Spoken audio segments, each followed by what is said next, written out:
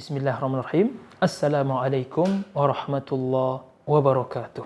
Alhamdulillahi rabbil alamin. Wabihi nasta'inu ala umuri dunya waddin. Wassalatu wassalamu ala ashrafil anbiya'i wal mursalin. Sayyidina wa maulana Muhammad wa ala alihi wa ashabihi ajma'in. Teman-teman sekalian yang dimuliakan oleh Allah Subhanahu wa taala, insyaallah pada kesempatan kali ini kita akan membahas salah satu di antara topik yang dibahas atau menjadi pembahasan penting dalam dunia qalbu, dunia spiritual ketika kita memutuskan untuk menghadap kepada Allah Subhanahu wa taala, yaitu bab tawakal kepada Allah Subhanahu wa taala. Karena teman-teman sekalian, kita tahu bersama bahwa tempat penilaian Allah Subhanahu wa taala kepada manusia bukanlah zahirnya, bukanlah hartanya. Bahkan teman-teman sekalian, standar kemuliaan seorang hamba di sisi Allah Subhanahu wa taala bukanlah diukur dari sebuah prestasi duniawi, tetapi bagaimana kebeningan hatinya menghadap kepada Allah Subhanahu wa taala. Makanya Rasulullah sallallahu alaihi wasallam menyebutkan di dalam satu hadis yang sangat masyhur, di mana kata Rasulullah sallallahu alaihi wasallam, inna fil jasadi mudghatan idza salahat salahal jasadu kullu wa idza fasadat jasadu kullu ala wahyal qalb. Kata Rasulullah sallallahu alaihi wasallam, di dalam tubuh seorang manusia ada segumpal daging, di mana ketika segumpal daging ini baik, maka akan baik pula seluruh amaliyah zahir seorang manusia, dan apabila dia rusak, maka akan rusak pula seluruh amaliyah zahir dari sosok manusia itu sendiri. Apa itu? Ala wahyal qalb. Itulah yang namanya hati. Teman-teman sekalian, hati ini seperti pembahasan fikih. Di dalam kajian fikih ada namanya bab ibadah. Kita diajarkan taharah, kita diajarkan tata cara sholat, dan itu berkaitan dengan ma'lumun minad dini bid-darurah. Sesuatu yang harus dikerjakan oleh seorang mukmin, karena itu menjadi syarat utama ya bagi seorang muslim untuk mengabdi kepada Allah Subhanahu wa taala. Kejujuran, ketulusan dia sebagai seorang hamba terbukti ketika dia mengaplikasikan bukti cintanya, bukti keimanannya melalui ibadah. Baik sholat, kemudian puasa, zakat, dan sebagainya. Begitu juga dengan hati, teman-teman sekalian. Hati juga ada amalan-amalan khusus yang wajib untuk dikerjakan oleh setiap muslim yang berkaitan dengan ma'lumun minad dini bid-darurah. Sehingga itulah hikmah dibalik adanya ilmu tasawuf ini untuk mengimbangi amalan zahir.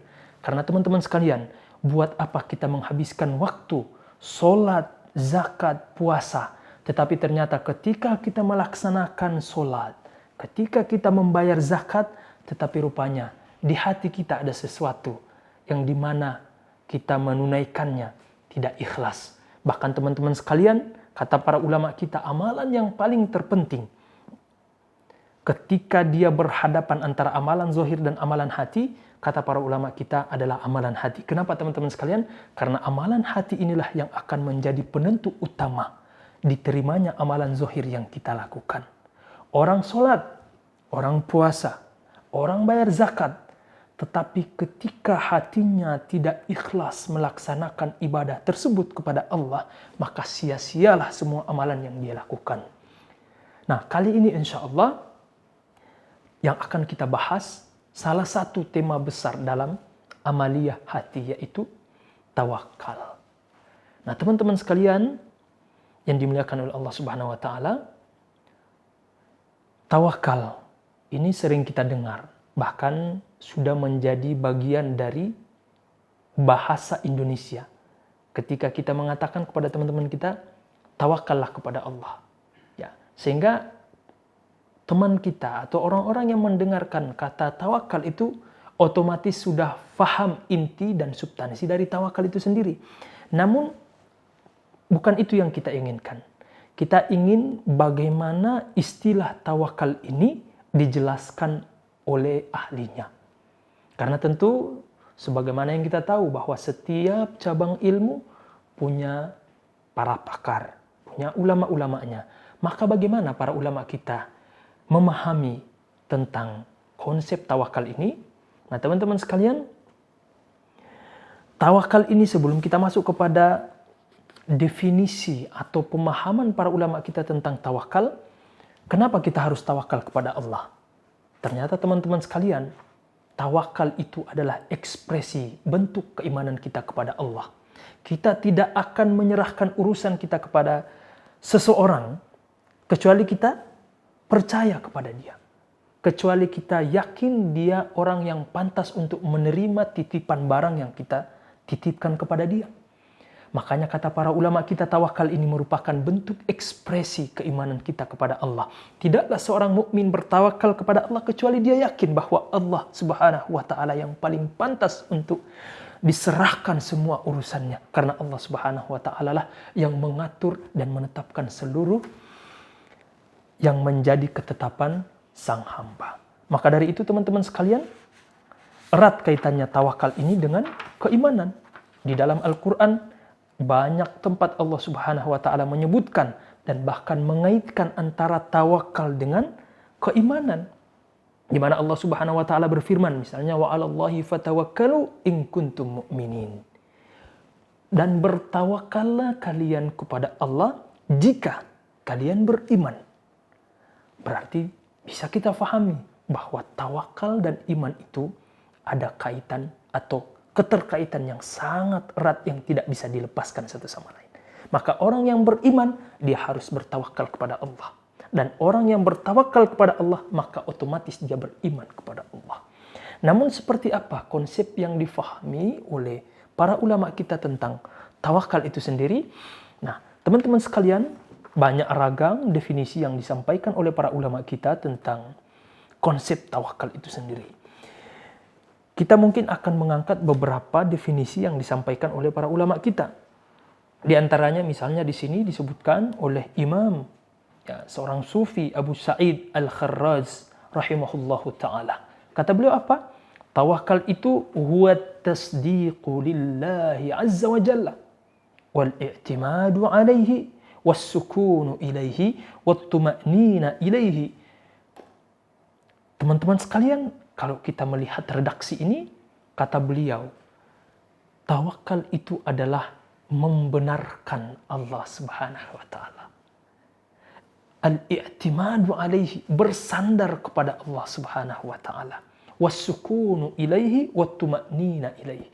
Dan merasa tenang dengan keputusan Allah Subhanahu wa taala. Maka tawakal itu dari definisi yang disebutkan oleh Abu Sa'id Al-Kharraz ini kita bisa lepaskan satu-satu menjadi inti dari tawakal itu sendiri. Yang pertama adalah tidaklah seseorang bertawakal kepada Allah kecuali itu adalah wujud bentuk keimanan dia kepada Allah.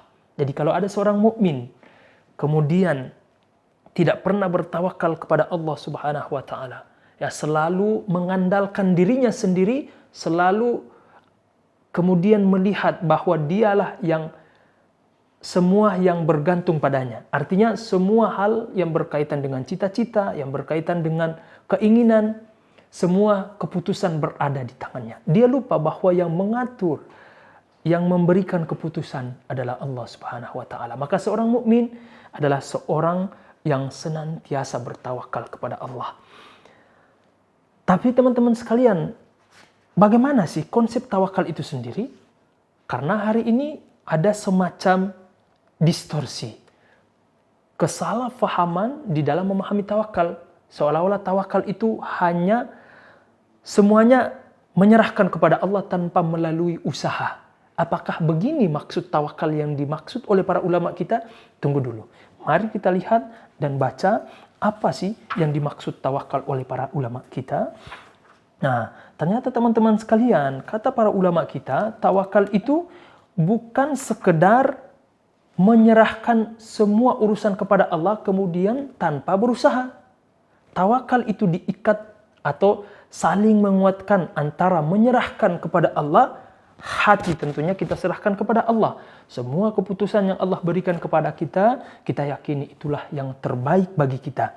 Itulah yang terbaik bagi kita sebagai manusia. Tapi, kata para ulama kita, tawakal itu harus dibarengi dengan usaha. Ya, tidaklah kita menyerahkan sesuatu kecuali kita harus berusaha.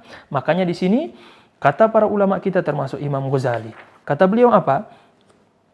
Qala al-Imam al-Ghazali rahimahullahu ta'ala qad yadhunnu al-juhal anna syart at-tawakkul tarkul kasbi wa tarkut tadawi. Kata beliau di sini menarik sekali teman-teman sekalian.